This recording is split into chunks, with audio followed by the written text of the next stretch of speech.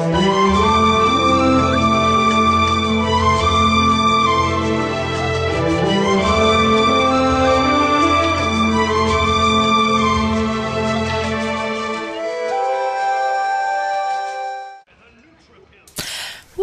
Welcome back to Beyond Good and Evil. We have just completed a very hair-raising experience where many alpha sections were chasing us and we had to run for our lives. But now we are going to take a nice refreshing pause and do some photolistic journaling. That's what we'll do. And yeah. Journalism is a really good occupation to get into because nobody ever actually pays for those unless you're a freelance, and then you find like really horrific, scary pictures, and then everybody wants to purchase them off of you. They're sensational, that's why. Well, that's, Well, it's be a photojournalist. Well, we are actually going back to Black Isle, and Treasure Isle. Yep, Treasure Isle, and this is actually going to be full of treasure for us in the form of pictures. It appears when I looked off. I'm hoping for Blackbeard. Oh, Blackbeard's treasure, yes. You know, he used to set dynamite in his beard just to intimidate people, and it was lit dynamite. That's the rumor, I take it. No, it was actual. It was a fact. Pretty explosive beard. I'm surprised he was ever married. That'd be a. She must have been okay with that. That'd be a dangerous marriage. Hey, she probably put up with it just because she didn't want to see him blow his beard off. But looking off camera, I've noticed that we have missed a ton of animals in here, and so that basically we're just gonna go back and clear it up. And like the seagulls, or what? Yeah, we could get the seagulls here, but I can't believe I missed this. Of all things, the anema. Yeah, the amoeba, whatever. Anemone. There it is. Anemone mutabilis. I would never have thought of that as an animal. To me, it's a plant. Nope. There's flora, and then there's fauna. And actually, it is a fauna. I'm surprised. I would have thought flora. Yeah, and these little glow bugs are some too. Ooh, I got two in one shot. Lampiris camptristis. Wonderful. Don't make me think of the fireflies at my mom's house. Yep. And we were teaching our son. Nani and I were teaching our oldest. Which, by the way, is I have two kids, our oldest, so that just to clarify any questions on that comment. But go on. If they were questions that, he was looking at them and he could not understand what they were until we lit them. And we showed him that they light up, and he thought that was so cool. And I can't see. Go ahead, honey. Make me think of that memory of him watching and seeing fireflies for the first time.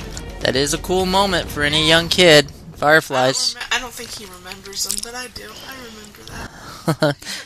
He kept going, Nani, there's little lights outside. He called them light bulbs, but Yep, and here is one that we've completely missed. If we walked a little further on the gelatinous mass, oh, there it is. A Helix rupestris, or basically a snail. That's basically what it is. And if we had just gone a little further into the room, we would have gotten it. So I wonder if there's actually such snails that really live. Like that. I'm really giant snails. I'm sure it's so cool. I'm sure it's possible out there. It's a big world. If there really is, I want to ride one. Why? If they're that big. You want to ride a snail if they're that big? Yeah. Well, I can tell you it's probably going to be a pretty boring ride. You're not going to get far in a day. Whew, gotta get out of here. To, ride pterodactyls and whatever, like when you're dinosaur days or whatever, what do I know? Interesting thoughts. I like them. Riding massive animals for fun and possibly profit. Who knows? Did we... Wait, what? Where... I'm not sure what I'm missing there. Well, if anybody knows what I'm missing, just drop a comment, because I thought I got everything in that area, and I can't possibly think of what else I'm missing, so... Maybe it's the water. Yeah, just take a picture of water. Sure, why not? It could be, it does have living animals that nobody can actually see, so why not consider it an animal? Possibly. Although it's a liquid, so it's really confusing. probably an animal in the water. But we're gonna head out. And if we realize what we're missing, we'll come back. Yeah, we'll come back. I'll probably do a splicing on that one instead of showing you me going through the whole Black Isle again. I'll just splice it in and say, hey, look, we missed this and we missed this. And we didn't find any pirates. No pirates. We didn't. Maybe it was Bluebeard that was really was a real person and not Blackbeard. But I could have sworn Blackbeard was. There's some truth to every story. And here's seagulls. Much easier to capture here than at the lighthouse, let me tell you. I like the better picture when you found one on the top of that car in San Francisco. Oh, yeah. Yeah, that was a good picture. We actually... That was a better shot. I was in San Francisco one time, and there was this seagull just perched on its one foot on top of a car right next to the Fisherman's Wharf sign. And I'm like, well, that's a nice camera angle. So I just took a picture, and it turned out awesome. Anyway, I digress. We have missed the picture of the initial snaky boss fight when we first got out of the Mamagos. So if you happen to have missed the one-time picture, really not one time, but if you missed the picture then, you can actually get it here from the fossilized remains at the back of this cave. And so it's actually a good idea for you to do so because, as you will see, Territoris Imperator. 2,000 materia crystals. Oh yeah, that's a pretty penny. So it's almost like catching a picture of a whoa! Oh, that's something we got to do. A T-Rex or an Ichthyosaurus. Yeah, but I'd assume there'd be about that much, if not more, for those type of pictures. This we got to be a little patient. Come on, it's gotta. Ooh, yep. Oh, really? Bad framing. Okay, we just got to keep track of it. Wow, I feel like a real photojournalist here, waiting for my perfect shot.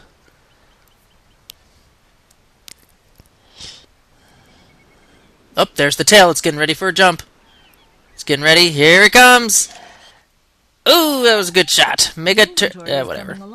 Thanks again. Wow, that was even more than the Imperator. I'll take it. Alright, so we are headed back to, not necessarily the pedestrian district, but we're going to do a race. The second race of 4 and get a pearl. So we're heading back to the city. The city proper, that is. Yep, there's them animals. And, whoa, what is that? Oh, ooh. Ooh, flying manta ray. I'll take that now. Manta Sania. Okay, Well, that was a nice little surprise. Good luck for the rest. Aren't manta rays related to stingrays? Your roll is Yes, ready. I believe they're of the same family-ish, I'll but transfer they look pearls quite to you, different, Jade, despite the fact they have tails, and stinger I'll tails. recharge your film. And we have another pearl. Cool, I wasn't expecting that. So just some random manta ray just flying off by the tower over there. Cool.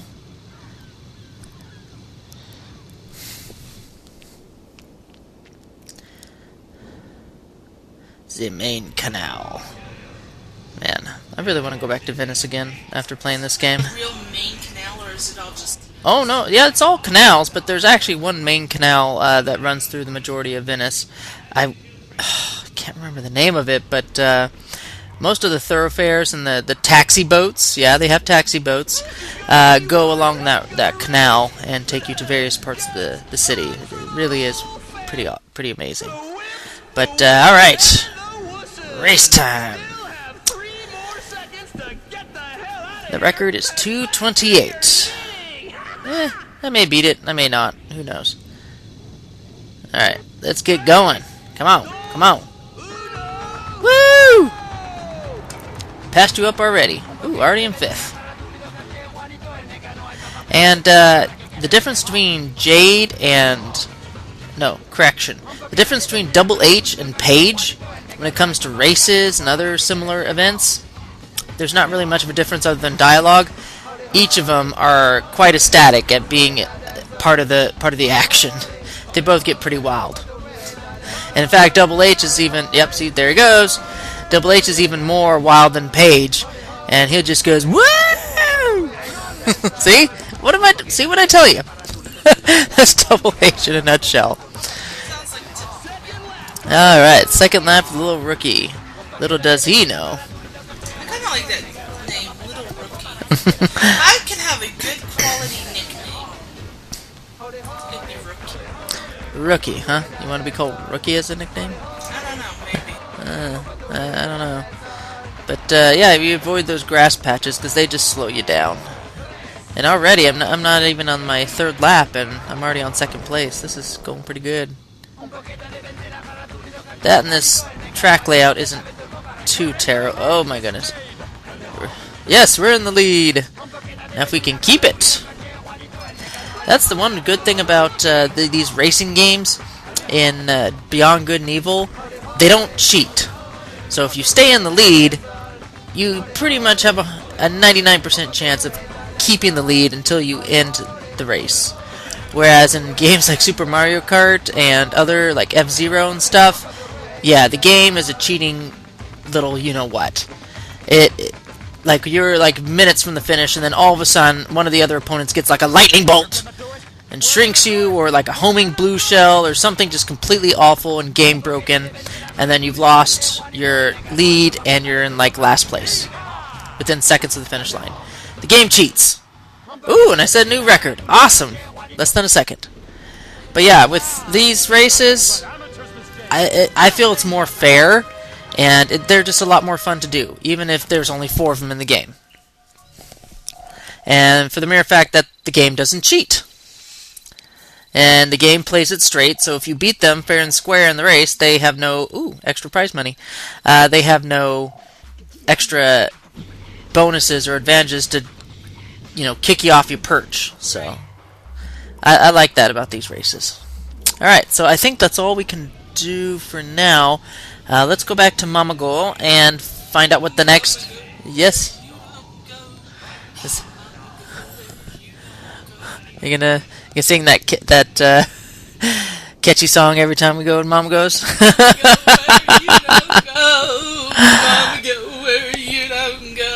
Well, we may not go, but we have to go. We have to give up our hard-earned pearls, and We gotta go where Mama don't go. all right, enough of that. I was on the wrong verse. Sorry. Well, here we go, and I want to say it's the jump kit, which will allow us to get to the slaughterhouse. And what I don't, yeah, that's a topic for a different a different part. But about the races at the slaughterhouse. There's races at a slaughterhouse. Okay, first of all, Yeah, we'll get to that conversation later. you have a race at a slaughterhouse. I'm not even gonna go. Yeah, I'm not gonna. No. yeah, we'll touch that in the next video, I'm sure. You know, I think I will miss out on that video because that just kind of grosses me out. A race in a slaughterhouse. Do you know what they do in a slaughterhouse? Well, yeah, Come on, the name is like just practically telling you everything. quite possibly, but we don't know what slaughterhouses mean in this particular world or game. In any world, it means the same thing. Grotesque, I don't know, form of torture. They make you drink coffee. Oh yeah, and coffee's just a horrible form of torture, isn't it? It sure is. Alright, so before we go back to the lighthouse, because I do want to check out what Paige was talking about with his M-Disc, we're going to head over here, in between the Black Isle and the lighthouse, and go to this little side area. Oh yeah, you can see in the distance that little manta ray over there. Is there a drone here? Okay, no, there isn't. Okay, so we can just roll right on in here. Yep, here it is. Extra section here for no other reason than just to get more pearls.